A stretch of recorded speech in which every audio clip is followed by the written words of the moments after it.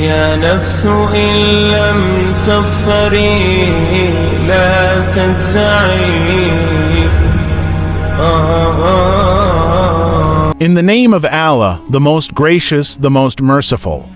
Welcome to Daawaa, or a channel where we explore the rich and profound history of Islam, uncovering its timeless lessons and addressing the challenges faced by the Muslim Ummah. Today, we embark on a journey through history to understand the dynamics between Islamic governance and the revered Ahlul Bayt, shedding light on the trials they endured and the legacy they left behind.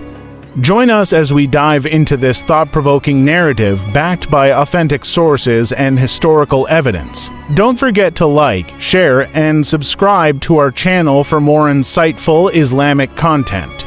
The Prophet Muhammad, peace be upon him, had declared at Ghadir, "For whomever I am his Mawla, Ali is his Mawla Sunan Tirmidhi, Hadith 3713. Despite this, the election of Abu Bakr at Saqifa marked the beginning of division. Ali ibn Abi Talib and Fatima Zahra, along with some companions, opposed the leadership established without broader consultation. Fatima became a symbol of resistance as her home was considered a meeting place for those who supported Ali. Umar, fearing dissent, threatened to burn her house, stating, "By him in whose hand is my life, I will burn it down on them." Musnad Ahmad, Hadith 28606. Fatima's grievances extended to the confiscation of Fadak, her rightful inheritance. The Prophet had said, "Fatima is a part of me. Whoever engages her engage Sahih Bukhari, Book 62, Hadith 64. She remained displeased with Abu Bakr and Umar until her death, as recorded in Sahih Bukhari, Book 80, Hadith 718.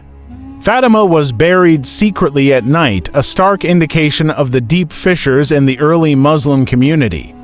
During Umar's caliphate, governance expanded, but the Ahlul Bayt remained politically marginalized. Uthman's rule, marked by nepotism, led to growing unrest and his assassination. Ali, as the fourth caliph, inherited a divided ummah. Muawiyah, the governor of Syria, rebelled under the pretext of avenging Uthman's death. The Prophet had warned Amr will be killed by a rebellious group. Sahih Bukhari, Book 58, Hadith 295. Amr ibn Yasir, a close companion of the Prophet, was martyred by Muawiyah's forces at Siffin while fighting alongside Ali, exposing Muawiyah to be a wrong group. Muawiyah institutionalized the cursing of Ali, a policy that continued for decades.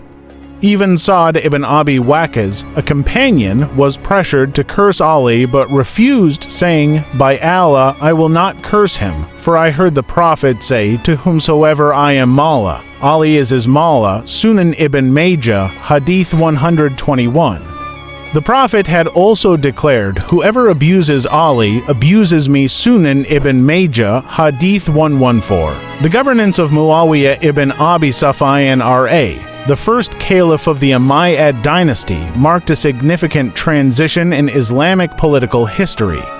His policies and practices, particularly toward the supporters of Imam Ali opening and the establishment of hereditary rule, have been subjects of extensive historical and scholarly analysis. Muawiyah ordered the killing of prominent figures loyal to Imam Ali, including Hujr ibn Adi al-Kindi, a revered companion of the Prophet Muhammad. Hujr was executed alongside his companions for refusing to curse Imam Ali. This act shocked many contemporaries and is recorded in Tariq al-Tabari and Ibn Athir's Al-Kamil fi al-Tariq. Muawiyah's governors confiscated properties of Ali's supporters and imposed punitive taxes to weaken their financial stability and diminish their political influence. Al-Bidayah wal-Nihaya by Ibn Kathir. Muawiyah sought allegiance bay'ah for his son Yazid, initiating a hereditary monarchy.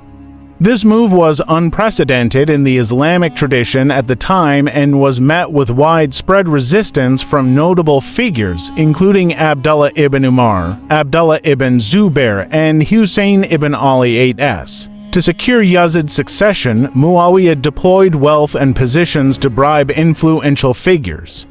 For instance, Al-Balad Huri's Ansab al-Ashraf details instances where governors were instructed to offer incentives to tribal leaders in exchange for their allegiance to Yazid.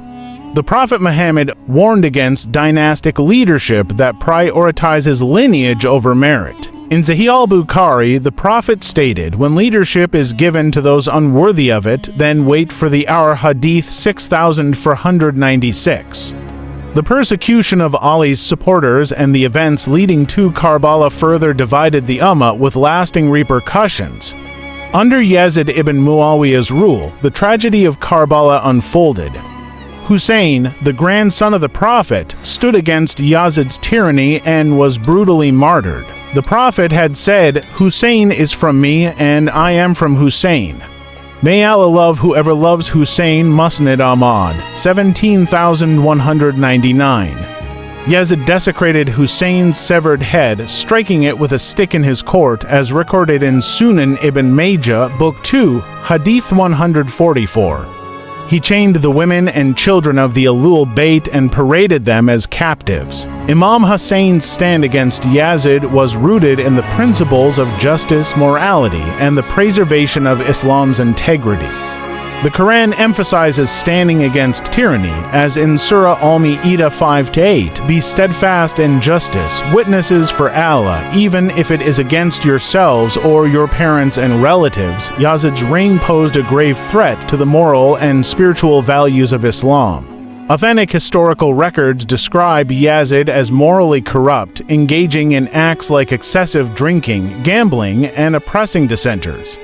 Such behavior directly contradicted the Quranic mandate for leaders to embody piety and justice. Surah Al-Baqarah 2:247. Imam Hussein, therefore, saw it as his duty to oppose Yazid's illegitimate claim to leadership, which endangered the faith's core teachings. Prophetic traditions further support Hussein's decision. The Prophet Muhammad (PBUH) said, "The best of jihad is a word of truth before a tyrant ruler." Sunan Abi Daawud 4344. Yazid's spiritual unfitness and disregard for Islamic principles made him unworthy of leadership. Imam Hussein's stand was not for political gain but to uphold the sanctity of Islam, as demonstrated in his declaration, "I am rising not to spread evil or oppression, but to reform the Ummah of my grandfather." His martyrdom at Karbala symbolizes the ultimate sacrifice for truth and justice, embodying the Quranic ideal of standing firm against injustice. After Umayyad dynasty, the Abbasid dynasty, while initially supported by some Shias, also persecuted the Ahlul Bayt. Imams like Musa al-Qadim were imprisoned for decades. The rulers feared the moral authority of the Ahlul Bayt, who upheld the Quranic verse, "Indeed, Allah desires to remove impurity from you, O people of the household, and to purify you completely." Surah Al-Ahzab 33-33. The Abbasids executed or imprisoned numerous descendants of Ali and Fatima, seeing them as threats to their power. Despite these historical struggles, the differences between Sunni and Shia Muslims are minor compared to their shared beliefs. Both uphold the oneness of Allah, the finality of the Prophet Muhammad, and the guidance of the Quran and Hadith, and believe in Irkan and Iman of Islam. The Quran warns, "Indeed, this nation of yours is one nation, and I am your Lord, so worship me." Surah Al-Anbiya 21-92.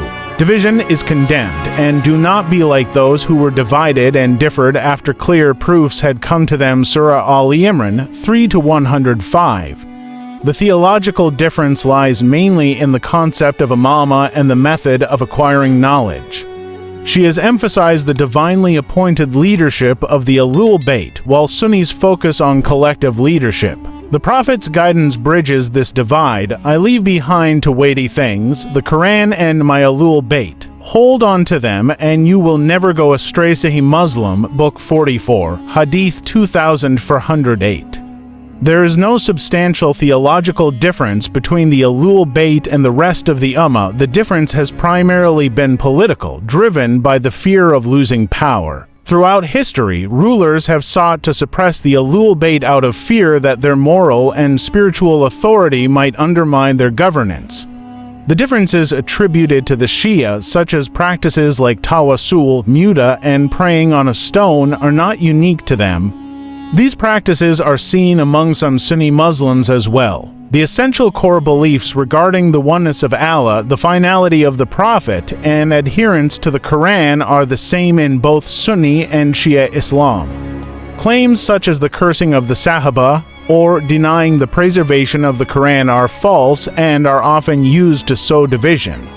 These are not positions held by mainstream Shia scholars. Both groups believe in the Quran as the unaltered, preserved word of Allah and in the importance of respecting the Sahaba, especially those who were close to the Prophet. That time passed, now it is crucial not to exaggerate differences but to recognize the shared foundation of belief. The division has often been manipulated for political purposes. It is essential that we, as Muslims, work to bridge these divides and unite the Ummah in worship and service to Allah by adhering to Quran and Hadith. The Quran calls for unity, and the Prophet Muhammad's teachings encourage us to uphold brotherhood. Indeed, the believers are but brothers. Surah Al-Hujurat 49-10.